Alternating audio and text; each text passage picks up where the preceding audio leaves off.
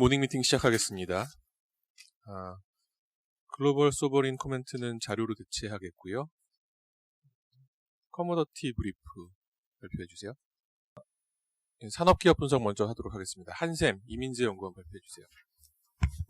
네, 한샘 말씀드리겠습니다. 일단 기본적으로 정부 정책이 재건축 도시정비 쪽을 계속 규제하는 상황에서 기존의 제휴점 비즈니스에서 이제 대리점 비즈니스로 변화하는 거에 대한 첫 번째 주목을 해야 된다라고 보고 있고요. 그 다음에 매매 거래량도 물론 12.16 대책 이후에 수도권 특히 서울 중심으로 좀 위축될 가능성 높지만 주요 광역시들 올라오는 것들 감안을 해보면 타 사업부의 한샘의 리하우스를 제외한 나머지 사업부의 매출 감소세는 어느 정도 회복될 수 있다라고 보고 있습니다. 그래서 이 두 가지 포인트 바탕으로 해서 목표 주가 투자 의견 바이 제시하고요. 그다음 목표 주가 SOTP 밸류에이션 적용해서 93,500원 제시를 합니다. 그래서 일단 3페이지에 보시면요. 표 1번에 보시는 것처럼 기존의 재건축 재개발 관련된 부분들이 재건축 초과이익 환수제와 분양가 상한제가 시행되면서 계속 눌리고 있는 상황입니다. 그래서 2017년 이전에 인가받은 사업들이 이제 작년까지 나왔다라고 보시면 올해는 분양가 상한제부터 그러니까 시행되는 4월 이후부터는 관련된 재정비 사업들은 도시정비 사업들은 나오기 좀 어렵다라고 보고 있고요. 정부의 갑작스러운 입장선에는 기대하기 어렵습니다. 정부는 공급 측면에서는 제3기 신도시에 대한 부분들을 강조하고 있기 때문에 도시정비 쪽에서의 물량 증가는 당분간은 좀 보기 어렵다라고 보고 있습니다. 근데 4페이지의 그림 1번과 2번을 보시면요. 일단 연도별로 노후 아파트는 계속적으로 증가하고 있는 추세고요. 그 다음에 그림 2번 보시는 것처럼 기본적으로 2주 철거 단계의 사업들이 지금 현재 진행이 되고 있는 거고 밑에 사업 시행인가부터 기본 계획까지 아직도 잔여 물량들은 대략 100만 호 이상 남아 있는 상황입니다. 근데 이 대상 아파트들이 대부분 30년 이상 노후 아파트이기 때문에 이 사업들이 지연될 경우에는 노후화된 집을 고쳐 살든 아니면 다른 곳으로 이사 가야 되는데 그런 고쳐 사는 수요들이 충분히 나올 수 있다라고 판단을 하고 있습니다. 그 다음에 이제 매매 거래 같은 경우에 그림 5페이지 그림 4번과 5번 보시면 2019년 1, 2분기가 역대 최저 수준이었습니다. 지난 10년 동안 숫자를 봐도 최저 수준이었고 이게 서울만 그런 게 아니라 주요 광역시도 그랬습니다. 근데 제가 말씀드리고 싶은 포인트는 서울이 아닌 주요 광역시고요. 작년 상반기 생각해보시면 3월 달에 현산이 대전에서 도안 분양을 할 때만 해도 미분양 리스크에 대한 걱정들 굉장히 많았습니다. 그리고 실제 결과는 5대1 이상 경쟁률 나오면서 굉장히 잘 됐고요. 그 다음부터 이제 저희 고유명사처럼 불렸던 게 대대광입니다. 그러니까 실제로 작년 상반기는 주택 거래량이 주요 광역시에서 좋지 않았습니다. 근데 이 대대광이나 최근에는 이제 부산도 좀 올라오고 있는 것들 감안을 해보면 올해 상반기는 기저효과에다가 플러스 알파들 좀 기대할 수 있다라고 보고 있고 주요 광역시가 올라오게 되면 한샘은 긍정적이다라고 보고 있습니다. 그래서 포인트 두 가지 간단히만 좀 짚어드리면 일단 7페이지의 그림 6번 보시면요. 기존의 제휴점을 대리점으로 전환하는 작업들을 하고 있고 그게 그림 7번에 보신 내용들입니다. 기존에 1600개의 제휴점이 있었는데 이거를 대리점으로 전환하는 작업을 작년에 시작했고요. 1분기 때 100개, 그다음에 상반기 때 한 150개, 그다음에 하반기까지 해서 한 450개, 올해 말까지 한 550개 정도로 리하우스 대리점은 늘려나갈 계획이고요.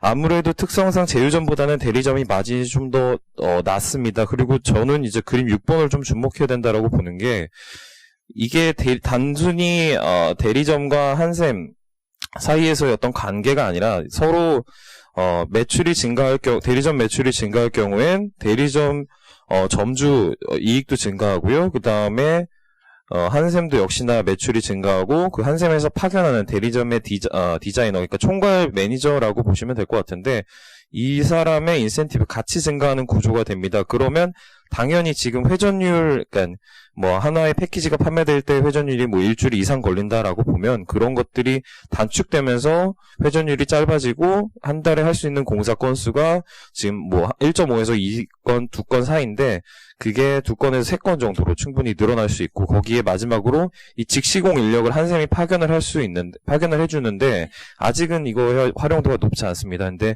이 활용도가 높아지면 한샘 역시 추가적인 매출 가능성도 있다라고 보는 게 첫 번째 포인트고요. 그 다음에 두 번째는 그림 11번과 12번 보시면요. 일단 뭐 12번부터 보시면 리하우스 키친바우 뭐 등등 인테리어 가구 등 모든 전 사업부가 전국 뭐 매매거래 민감하게 영향을 받습니다. 근데 뭐 일부 한 3에서 6개월 정도 레깅 효과가 발생을 하고요. 그 레깅 효과 감안을 했을 때 올라오는 것들, 작년 하반기부터 올라왔던 것들이 이제부터는 상반기 때 좀 반영이 될 수 있다라고 보고 있어서 매출 감소세 역시나 줄어들 수 있다라고 보고 있습니다. 그래서 이제 아까 말씀드렸던 것처럼 SOTP 밸류에이션 적용을 해서 93,500원 제시를 하고요. 일단 10페이지의 그림 14번이 좀 중요할 것 같습니다. 이게 밸류에이션이 워낙 높은 종목이고 시장에서 어느 정도 밸류에이션을 감내할 수 있는지에 대한 것들이 중요합니다. 그래서 14번에 보시면 그 해 당시에 주간 컨센서스 변동 내역을 그려봤고요. 그걸 이제 PER로 바꿨고 보시면은 작년 18년 하반기부터 19년 상반기 때 역시나 리하우스로 전환되는 거에 대한 기대감, 그 다음에 실제로 매출이 좀 1분기 때 발생하면서 주가 같이 좀 움직였었고요. 그 당시에 시장에서 이제 상단으로 생각했던 밸류에이션은 여기서 28배라고 하지만 이 숫자들 자체에 좀 그러니까 컨센서스 숫자에 보면은 영업했다는 숫자들이 좀 과하게 추정된 부분들 감안해보면 35배까지 움직였다고 볼 수 있습니다. 그래서 시장에서 한샘은 기본적으로 25배에서 35배 정도의 밸류에이션을 준다라고 좀 보셔도 될 것 같고요. 지금 현재 주가가 PER 기준으로 25배 수준입니다. 그렇기 때문에 아까 말씀드렸던 리하우스 쪽에서의 매출 증가가 진행이 되고 추가적으로 다른 사업부의 매출 감소세가 둔화가 된다면 충분히 밸류에이션 리레이팅 가능하다라고 보고 있고요. 뭐 단기적으로 이거를 그러니까 최근 한 2달 사이에 일어났던 단기적인 주가 급등이 좀 급등을 기대한다기보다는 매달 이 패키지 판매수 확인하면서 점진적으로 주가 상승에 대한 부분들 저희는 보자라고 말씀을 드려서 건자재 쪽에서는 쌍용량의 다음으로 사선우주로 제시해서 말씀드리고 있습니다. 17년 보면은 캐펙스가 숫자가 큰데 그거 좀 설명해 주세요. 17년에 그 중국 사업 쪽에 진출을 하면서 대규모 투자가 있었고요. 근데 그 중국 사업이 18년에 시작해서 18년에 한 250억, 그 다음에 19년에 300억 적자 내고 줄였습니다. 그래서 전체 점포의 75%를 축소를 했고 올해는 분기당 20억, 연간으로 100억 미만 적자 발생할 걸로 보고 있어서 그 역시도 실적이 좋아지는 포인트나 시장에서 모두 다 알고 있는 내용이라서 자료에는 좀 제외를 했습니다.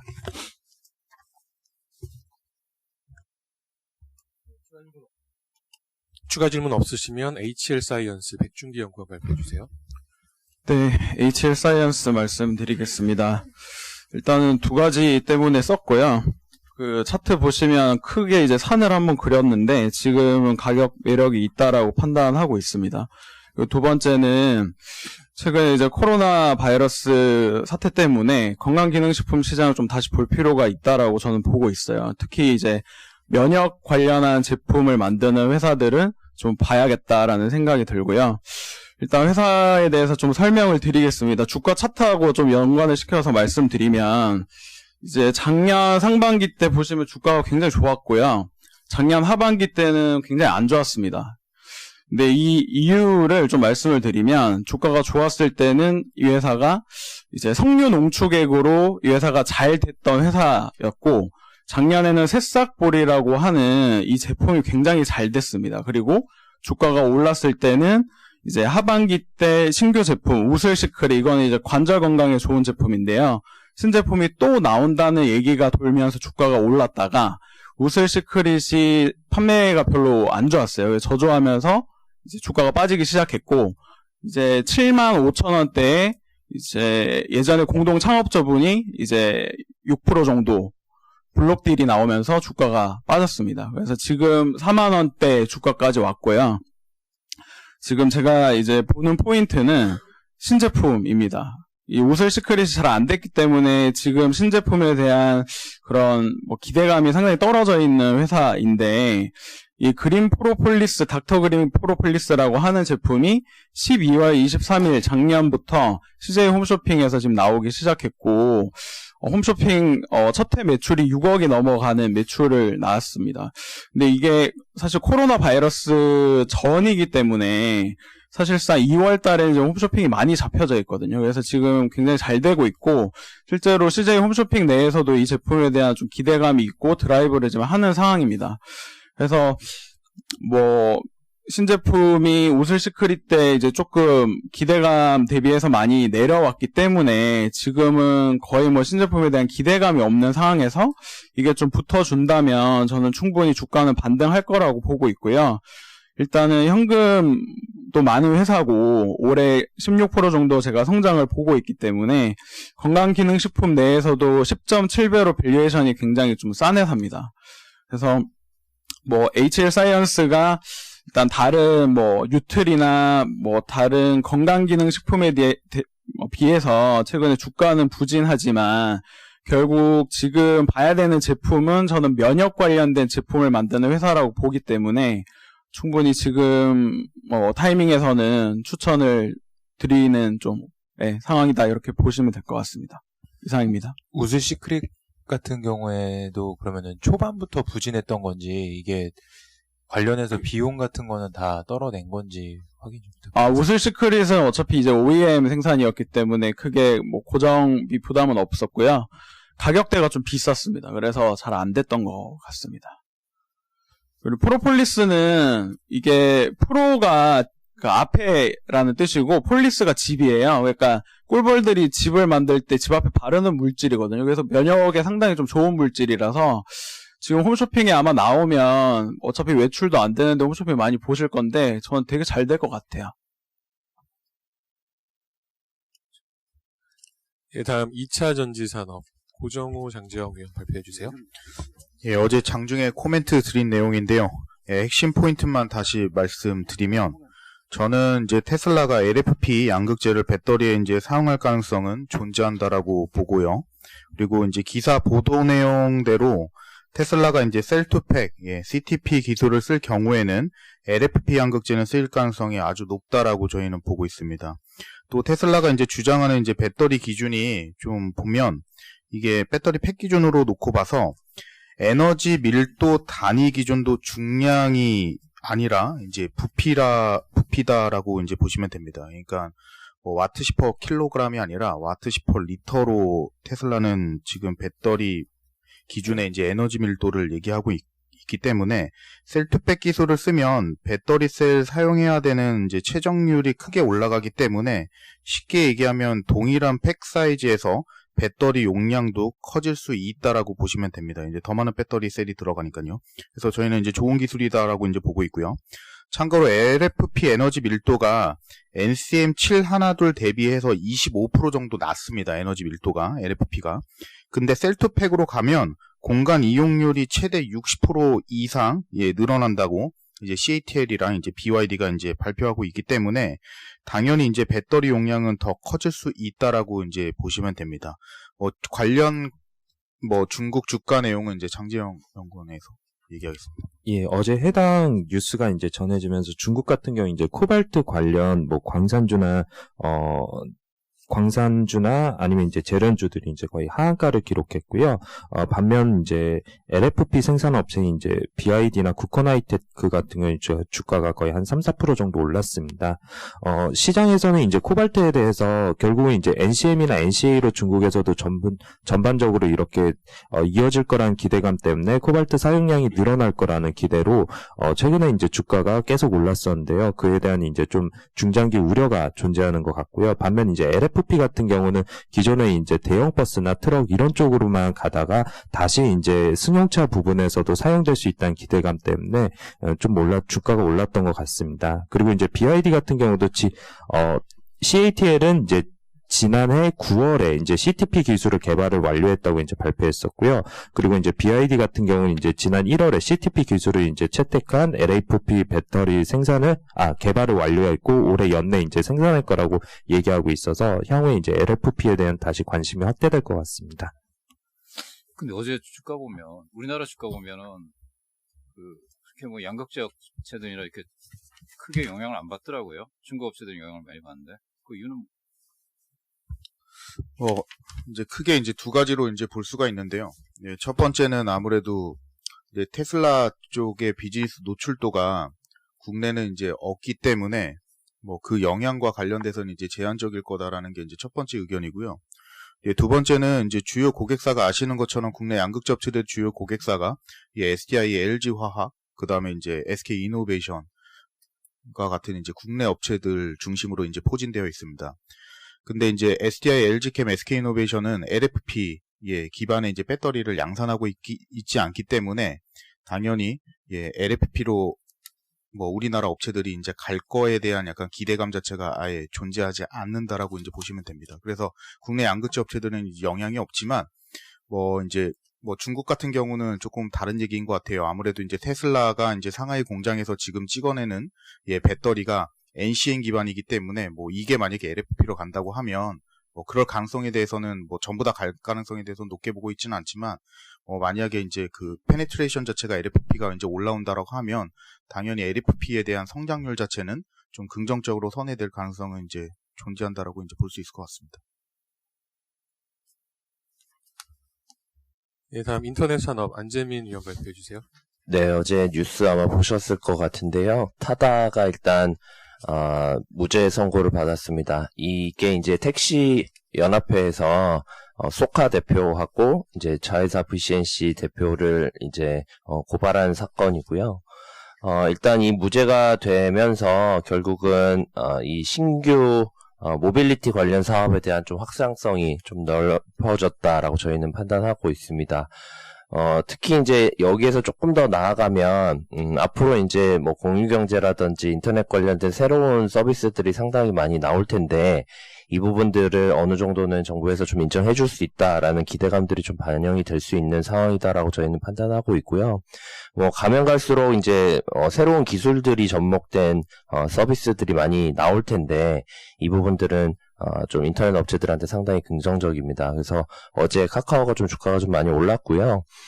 관련해서 이제 카카오는 직접적으로 좀 수혜가 있습니다. 모빌리티 사업을 진행을 하고 있고요. 아시는 대로 카카오 택시 서비스를 진행을 하고 있는데 이 회사가 이제 작년부터 타다가 혹시나 이제 유죄가 나오고 서비스를 못하게 될 경우를 대비해서 택시 회사를 6개 정도 인수를 했고 택시 라이센스를 한 1000개 정도를 확보를 했습니다.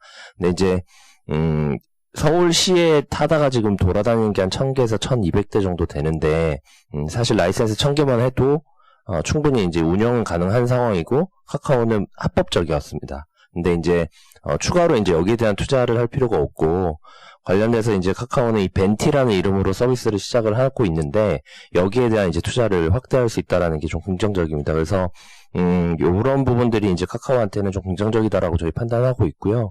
전체적으로, 카카오가 좀 이런 신규 서비스들을 많이 진행을 하고 있기 때문에 저희는 카카오 뭐 여전히 인터넷 업종 탑픽 계속 말씀드리고 있습니다. 이상입니다.